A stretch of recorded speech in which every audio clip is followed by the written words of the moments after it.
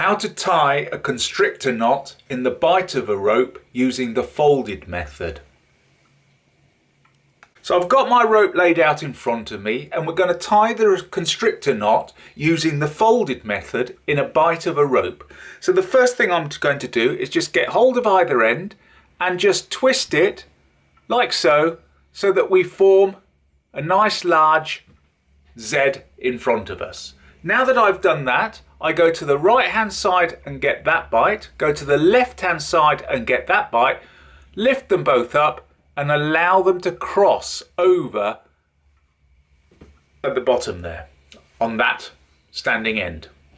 Now that we've done that, all we need to do now is just get hold of the middle of our crossings, bring the two loops together, and there we have it. We've now tied the constrictor knot.